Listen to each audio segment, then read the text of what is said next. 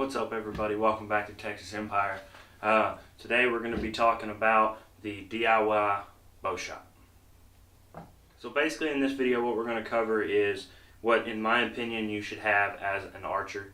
Some of this stuff is going to be a little more advanced that some of you may not be interested in. A little bit of background on myself. I wanted a bow at the age of 10. My parents bought me one. We didn't have a lot of money. There wasn't really any local bow shops to go to. So I had to learn all this stuff really from YouTube, I think primarily, to work on my own bows. So a lot of this stuff I've learned over the years, and a lot of there's some few things here that are missing that we'll get to here in just a second that I do think you should need. But basically this is more for somebody that wants to tinker with their own bow, maybe their spouse's bow or their dad's bow or their brother's bow or something like that, not really like as a business. If you're wanting a business, there's definitely better solutions to some of this stuff. This is for the guy that either likes tinkering with his own bows and stuff, which all this stuff can do that for you, or doesn't have a lot of money, or doesn't have a local bow shop, or somebody that just wants to do it himself. That's how I am. At first it was out of necessity, and then I started going to bow shops and they weren't doing stuff right, and they were messing it up, breaking limbs on my bows. They never would have the draw length set correct on the bows. That, you know, nowadays you can just change them without even a bow press. It's real easy, but beforehand you couldn't do that.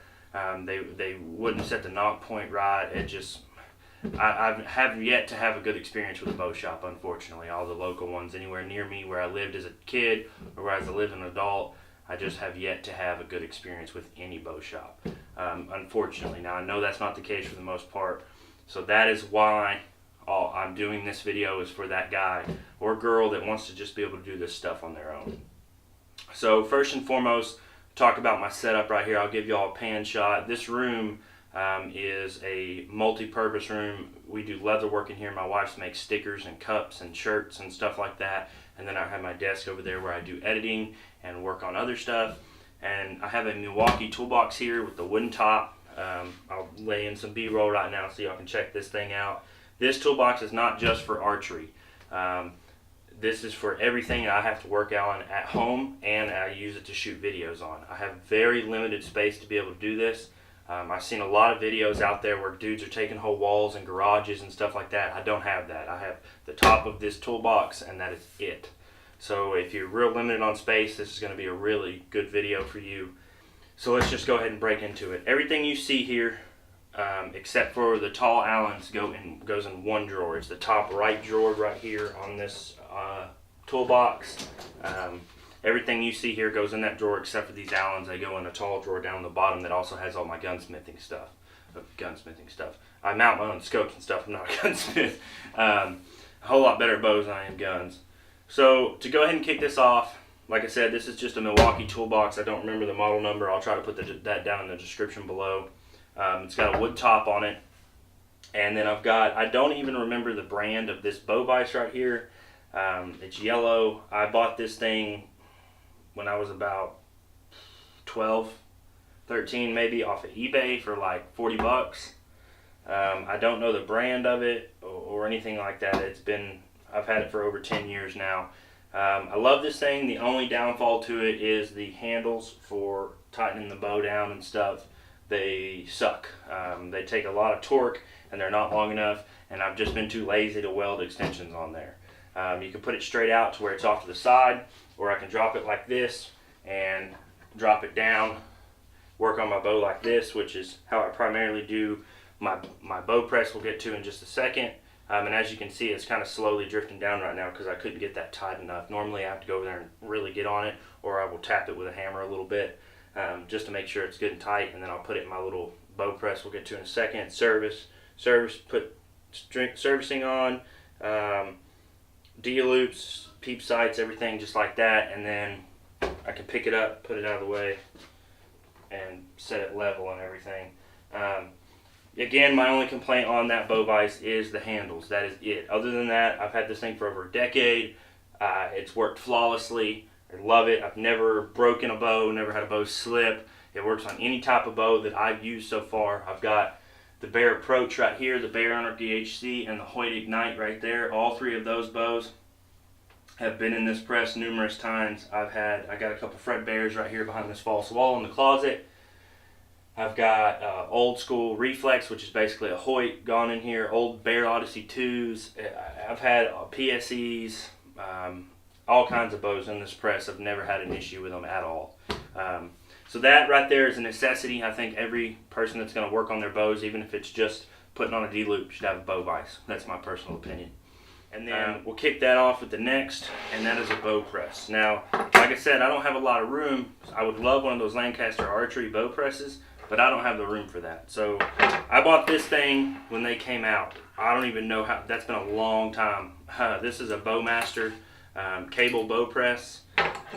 I think they advertised them more as a mobile bow press back in the day when they first came out. I'll link all this stuff I can down in the description below, other than what we're going to get to over here, because you should buy a specific one of those in my opinion. This is the Bowmaster bow press. Man, this thing has really mixed reviews. A lot of people say don't buy this because it slips off. I don't want to burst anybody's bubbles, but I've put this on hundreds of bows over the year and I've never had it slip a single time. I'm going to go ahead and say that's operator error if you have it slip off of any bow, any style limb, I don't care, operator error. I've never, in using this thing for over 10 years now, had this thing slip, period, at all. Never, not a single time.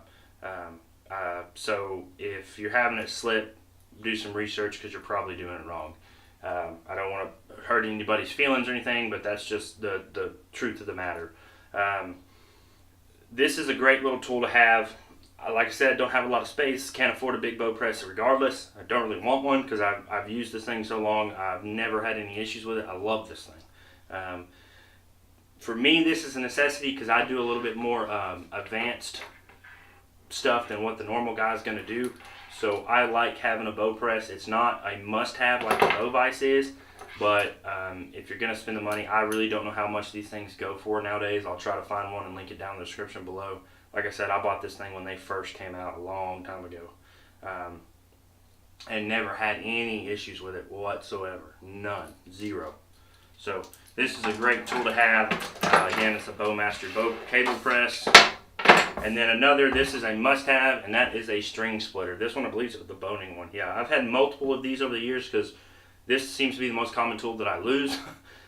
This is the boning one. It's good for splitting your string to put in peep sights, solid style stabilizers. Must-have. Don't be using a butter knife. That's dumb. String splitter is a must-have tool in my opinion. There's not much to it. It's pretty simple, easy to use. If y'all want videos on how to use each, a piece of this equipment, just drop it in the comments below and I'll make a video on exactly how to use it, whether it's the bow press, the bow vise, which is pretty self-explanatory, the string splitter. I don't mind making more videos about that. Another one for me is I service almost all my own strings for the most part, especially replace them. So I got a couple servicing jigs with different colors, orange, I love orange, and then just the checkered white and black. Again, these are just simple servicing jigs. Another thing that's not so necessary this day and age is kind of like a separator. Back in the day, your bus cables and your string were a whole lot closer to each other, and getting a servicing jig like this around there and just being able to go real fast was kind of difficult to do. So this is just a piece of PVC with notch cutting in with like vet tape and electrical tape and padding, and I think cabinet liner is, yeah, cabinet liner. I made this thing,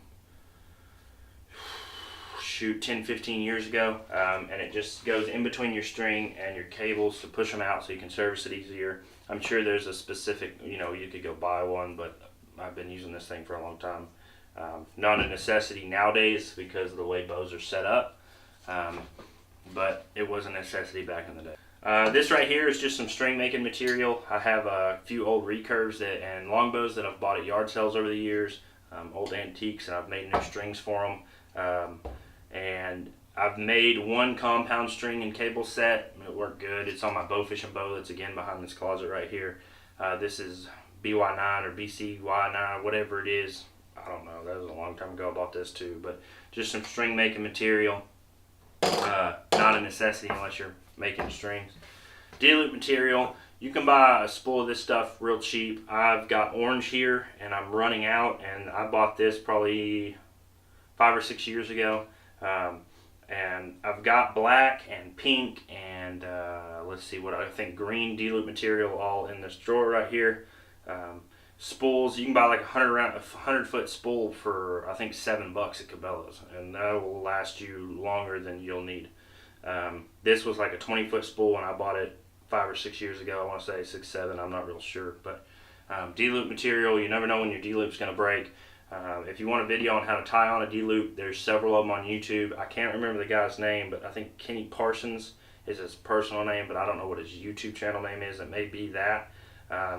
That's how I learned how to do it years and years ago. He was one of the first good archery people that taught you how to do stuff on YouTube, in my opinion. Another one, and I honestly don't use this very often. This is a squaring tool for setting knock points and stuff. This is by OMP. I don't use this as much as I probably should. They've got L-style, they've got little metal ones. This just isn't how I like to do my knocking point, but it's great. This does come with a string splitter on the end of it. Don't use that. That is this not a good design. You will cut your string. I've done it. It's just not. You could take there and sand it off a little bit better and make it better, but as it comes straight from the factory, it's not good.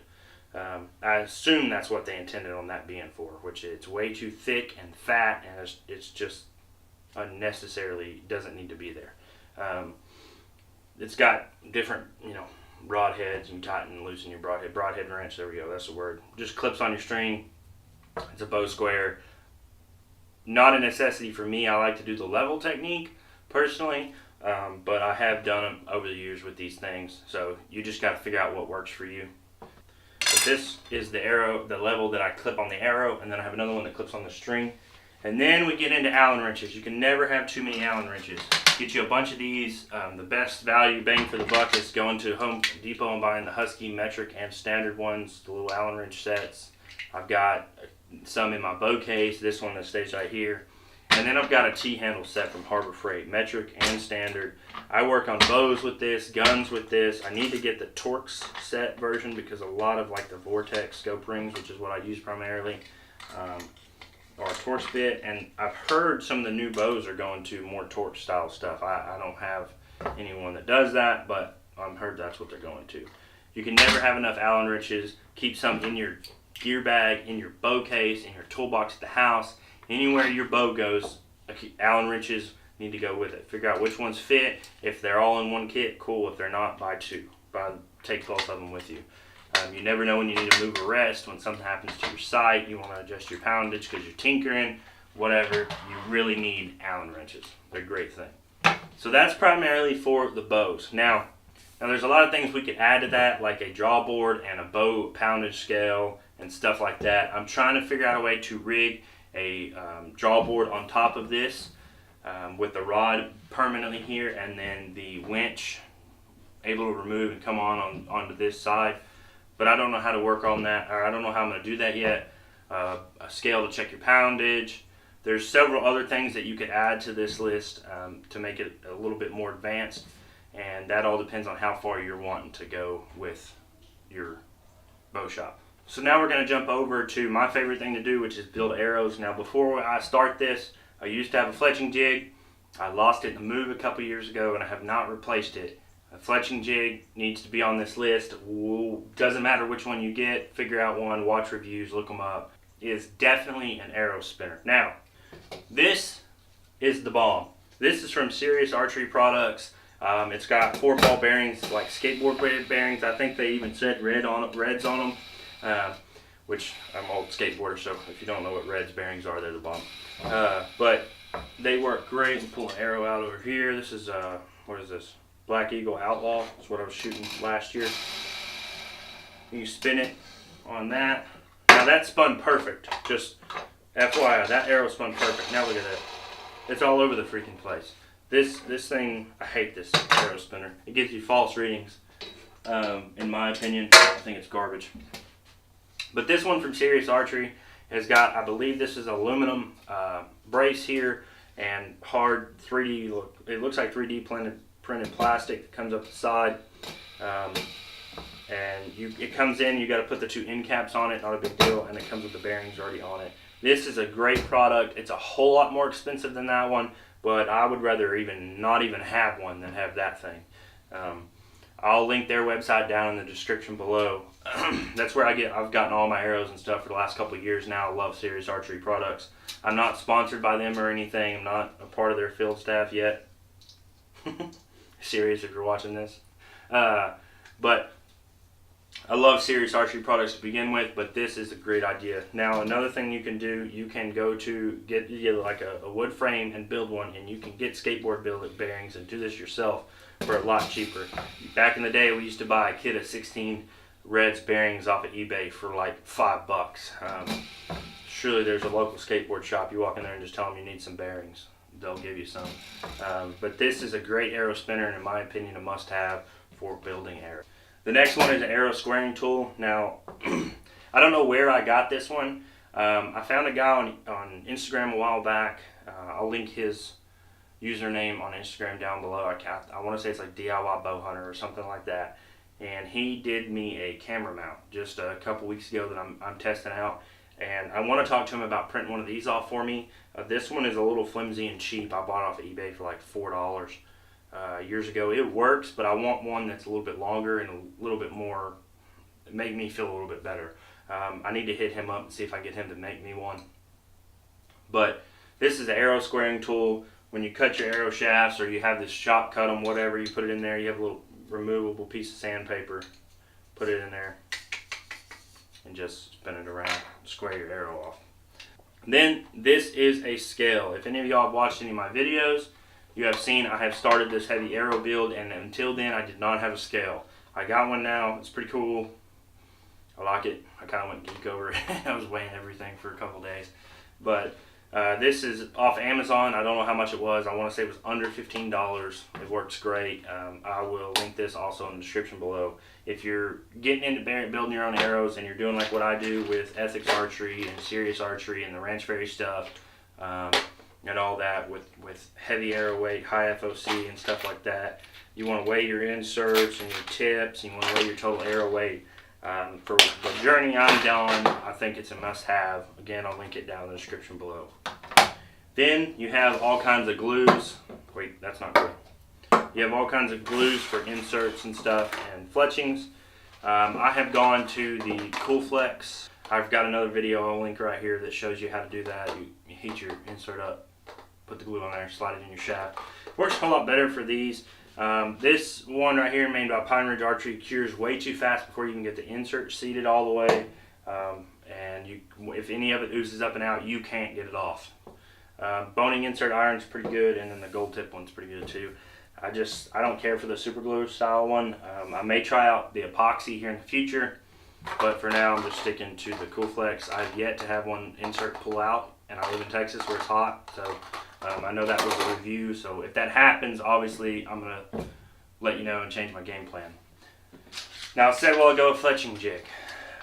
I think everyone should have a fletching jig. I still have, I don't even know how many boning fletchings here, crap ton of fletchings and stuff, but I don't have a fletching jig. I did, lost it in a move. It's gone. So this year I've been using not this year, I've been using these for a long time. These are the NAP Twister Quick Fletches. They're like 16 bucks for half a dozen, and you boil them in water. It's really great. They're high quality. I've yet to have any issues out of them. I haven't heard anything bad about these. I know somebody out there is going to hate this, and that's fine. I don't care. This is how I've been doing it the last few years, several years, and have had zero issues.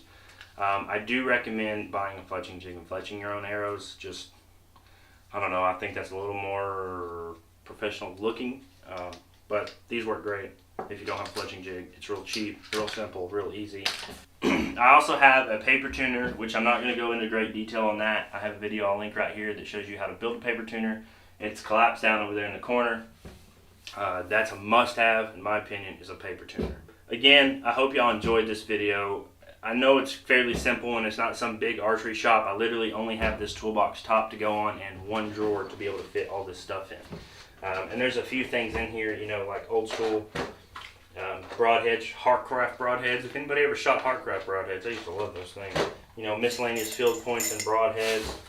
The bad boys I'm shooting this year, the Magnet Stinger Buzz Cut. More string loop, fletchings, nocturnal lighted nocks, a crap ton of lightweight inserts, little broadhead sharpening tool thingy. I mean, there's all kinds of stuff you could add to the list. I think other than what I have set here, I would add a draw board, I think, yeah, bow scale, and a fletching jig. I know there's better options out there. The OMP bow vise is awesome. I can't afford that, but that's cool. But I've been using this thing. I don't have any issues with it. I just need to weld some extensions on the handles. I've just been lazy and haven't done it. And a couple other little things are, you know, a lighter for burning off the ends of servings and D-loop and stuff like that. I know a lot of people have D-loop pliers. I just use needle nose and open them up. I've been doing it that way since day one. I spend money where I need to spend money on stuff, and I don't feel like that's an area I need to spend money. Again, this is just a real rough, simple, if you're just getting into it, or if you want to start tinkering on your own bow stuff, I think you have to have serving jig. For me, is a must-have. D-loop material and some needle nose to stretch them out. String splitter, you have to have a string splitter. Bow square, some way to set your knocking point and all that, definitely. Levels, all that good stuff. Serious archery product, arrow spinner. Not that one, this guy, it's awesome. Arrow squaring tool, scale, bow lube, string lube, I didn't talk about that. This one's string snot for waxing your bowstring. If you're not waxing your bowstring, you're a psychopath. But that's pretty much it. I know this isn't big and fancy, but it's a toolbox top, and it does everything I need to do.